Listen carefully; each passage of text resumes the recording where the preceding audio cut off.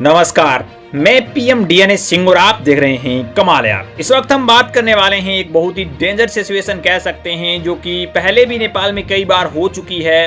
यानी कि हम बात कर रहे हैं अर्थक्वेक की। और अब ये जो भूकंप है वो काठमांडू के अंदर 2 दिन पहले देखने को मिला था, जो कि सही संकेत नहीं नजर आ रहे हैं। अब यहाँ पे हम बात करने वाले हैं कि कितने पॉइंट का आया था, कितना नुकसान हुआ यहाँ पे, और इसके साथ साथ आगे के क्या संकेत दिखाए जा रहे हैं दोस्तों। क्योंकि इस चीज़ को हम कहीं ना कहीं नज़रअंदाज नहीं कर सकते। इस चीज़ का हम थोड़ा थोड़ा तो हर साल यहाँ पे भूकंप वाला एरिया है तो आता रहता है, लेकिन कहीं ना कहीं हमें कुछ पुराने दिन भी याद करने चाहिए जहाँ पे हमने देखा था कि बहुत ज़्यादा नुकसान यहाँ पे नेपाल को झेलना पड़ा था। तो दोस्तों यहाँ पे हम यही बातें करने वाले हैं, और इसके साथ साथ हम ये भी बताएंगे कि कुछ एक रिपोर्ट को गलत बता रही हैं और कुछ एक रिपोर्ट सही भी बता रही हैं कि कितने मात्रा में ये भूकंप है वो आया था। तो वीडियो के अंदर बने रहिए, और अगर आप चैनल पे नए हों तो चैनल को सब्सक्राइब करके बेल आइकन दबा दीजिए ताकि आपको अगला अपडेट भी सबसे पहले मिल सके। चलिए वीडियो को शुरू करते हैं। दोस्तों मैं आपको बता दूं कि काठमांडू के अंदर 11 जून को यहाँ पे शुक्रवार को लगभग 4.7 तीव्रता का भूकंप आया हुआ ऐसा माना जा रहा है, और इसमें कई लोग नींद से जागकर घर से बाहर भी निकल गए थे। और यहाँ तक कि राष्ट्रीय भूकंप वैज्ञानिक ने बताया है कि जो विज्ञान केंद्र है उन्होंने बताया है कि शनिवार के झटके को लगभग 36 मिनट तक महसूस किया गया था। दोस्तों भूकंप का झटका आधे घंटे से ऊपर, जो कि एक बहुत ही दयनीय स्थिति कह सकते हैं, या फिर ऐसे कहें कि बहुत ही क्रिटिकल पोजीशन कह सकते हैं। इसके साथ साथ यहाँ पे अगर बात करें दोस्तों तो राजधानी में ये जो 4.7 का भूकंप बताया जा रहा है मैग्नीट्यूड अर्थक्वेक, तो यहाँ पे कुछ एक रिपोर्ट ऐसा भी कह रही है कि 3.7 जो मैग्नीट्यूड अर्थक्वेक हिट करा है नेपाल की राजधानी को, और कुछ एक यहाँ पे 5 मैग्नीट्यूड का भी बता रही हैं।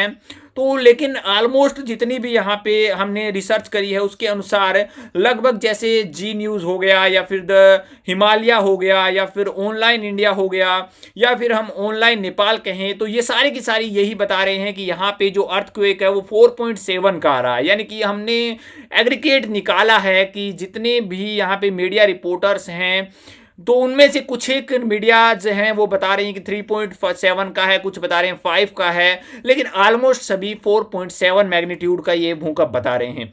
अब यहाँ पे जान हानि कुछ भी नहीं हुई, थोड़ा बहुत नुकसान तो होता ही है, आपको पता ही है, लेकिन इतनी ज़्यादा चिंता की बिल्कुल भी बात नहीं है, जो कि एक बहुत बड़ी सुकून की बात है। उसके लिए हम यहाँ पे भगवान को भी थैंक्स कह सकते हैं, क्योंकि उन्होंने कहीं ना कहीं इस अर्थ ऐसी यहाँ पे भौगोलिक स्थिति है जिसके कारण यहाँ पे आते रहते हैं भूकंप, लेकिन अगर हमारे साथ यहाँ पे भगवान साथ है, या फिर हम कहें कि हमारा नुकसान नहीं हुआ है, तो कहीं ना कहीं हम भगवान को भी इसके अंदर जिम्मेदार मानते हैं। और हमारी हिंदुज़म कंट्री है तो हम इसको इसके अंदर बिलीव भी करते हैं दोस्तों। तो यहाँ पे सबसे बड़ी क्रिटिकल पोजीशन क्या है, अब आप यही सोच रहे होंगे दोस्तों। सबसे बड़ी क्रिटिकल पोजीशन ये है कि 2015 की वो बातें हर किसी के जहन में उस समय आ जाती हैं जबकि हमारे सामने अर्थक्वेक की बात की जा रही है।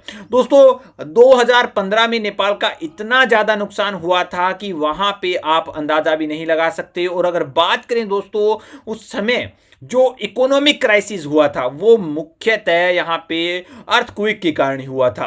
तो दोस्तों नेपाल है वो बहुत सारे प्रोजेक्ट भी ला रहा है। हमने देखा था कि काठमांडू के अंदर भी यहाँ पे बायोगैस प्लांट लगा रहा है, और भी दरहरा पहले भी नष्ट हो चुका था दोबारा बनाया गया है, और भी बहुत सी चीजें हैं जैसे एरोप्लेन्स के लिए एयरपोर्ट की तैयार किए जा रहे हैं, पर्यटन को सुधारा जा रहा है, बहुत से सेक्टरों के अंदर बहुत ज्यादा पैसा इन्वेस्ट किया जा रहा है। तो कहीं ना कहीं दोस्तों ये बहुत ज़्यादा चिंता का विषय है कि अगर ऐसा बिल्कुल नहीं होना चाहिए, भगवान हमेशा हमारे ऊपर मेहर बनाए रखे, हमारे ऊपर दया बनाए रखे, करुणा बनाए रखे, लेकिन कहीं ना कहीं दिमाग के अंदर ये जरूर चलता है कि 1 सेकंड के लिए भी ऐसा होता है तो वो सारी चीज़ें जो कि हमने दोबारा से क्रिएट की हैं, वो सारी चीज़ें जो कि हमने विकास की पटरी को दोबारा से बनाया है, वो सारी चीज़ें जो कि हमारा देश पुअर कंट्री के अंदर आ चुका था उसे दोबारा से डेवलपिंग कंट्री के अंदर लाए हैं। और वो सपना जो कि हम चाहते हैं कि डेवलप्ड कंट्री हो हमारी, तो वो सपना कहीं ना कहीं चूर होता हुआ नजर आता है। तो ऐसा बिल्कुल भी नहीं होना चाहिए दोस्तों। भगवान से लिए प्रार्थना ही कर सकते हैं, क्योंकि हमारे बस की बात तो है नहीं अर्थक्वेक को रोकना, ना कोई साइंस के पास ऐसी टेक्नोलॉजी है जिससे कि अर्थक्वेक को रोका जा सके, लेकिन प्रार्थना ही कर सकते हैं दोस्तों। जैसा कि हमें पता है अभी जो भूकंप आया है उससे ज़्यादा नुकसान नहीं हुआ और आशा करते हैं कि आगे भी कुछ ऐसा ना हो, अनहोनी घटित हो। आपकी क्या राय है इसके बारे में अपने विचार कमेंट सेक्शन में जरूर लिखिए। चलिए आज के लिए इतना रखते हैं, आगे कोई नया अपडेट मिलता है फिर आपके सामने हाजिर हूं। वीडियो को लाइक कीजिए, शेयर कीजिए और अगर आप चैनल पर नए हो चैनल को सब्सक्राइब करके बेल आइकन दबा लीजिए ताकि आपको अगला अपडेट भी सबसे पहले मिल सके।